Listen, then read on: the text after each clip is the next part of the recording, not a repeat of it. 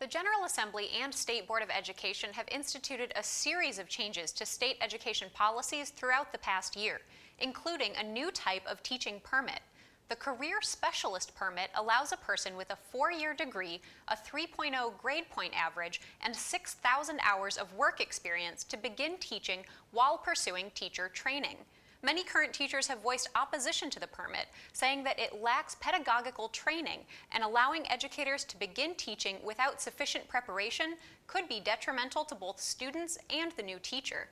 I spoke with a local professor who helps prepare new educators about what pedagogical training is and why educators believe it is important for success in the classroom.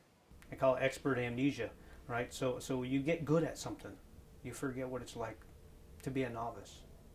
And so pedagogical training helps you to be mindful of that, because you've got to pay attention to psychology. You have to think about what the students think like, how they understand things, what kind of words they trip over when they read a passage, and those kinds of things. And so it is part of the essential prerequisites, I think, for teaching. This rationale that that the customer will sort it out and determine the quality, right, is clearly based on the notion of a market economy, right? So and in the 19th century, by the way, they tried this. They reduced all the qualifications for various professions, law, medicine, teaching, and so forth. And they basically told people, look, the market will sort out the good ones from the bad ones.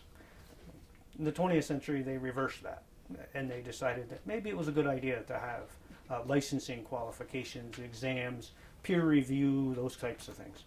So there's some experience that suggests that this is probably not a good strategy.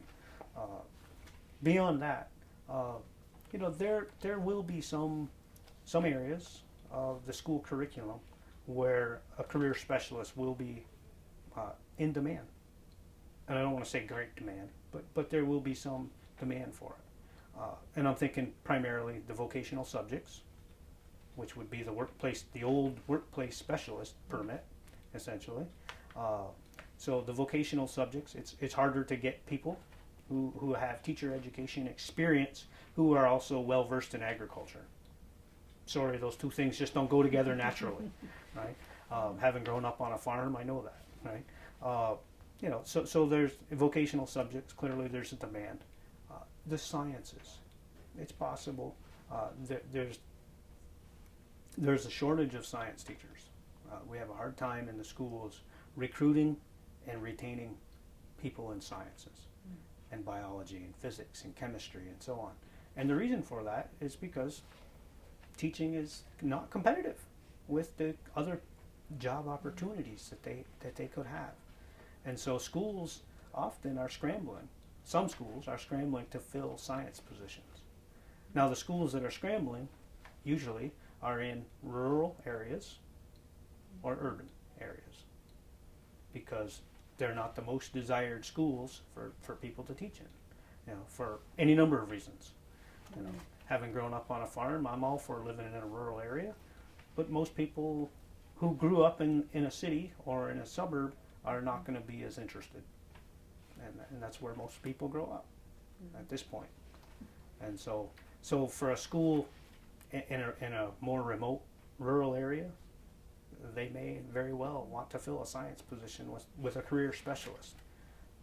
But chances are, if they had a choice, they would take someone who had gone through the usual traditional license path to becoming a teacher. So vocational subjects, science, math is the same issue with science, and perhaps foreign language. But otherwise, for social studies, there's no shortage of social studies people. There's no shortage of English language arts people. There's no shortage of elementary education people. In some areas, it's hard to find people who are qualified for special education, similar to foreign language and math and science. But I think there it's because the turnover, the burnout is high. Dr. Lazan also points out that the relevant work experience requirement could be interpreted too broadly, and more guidance may be needed to determine what type of experience will qualify for the permit.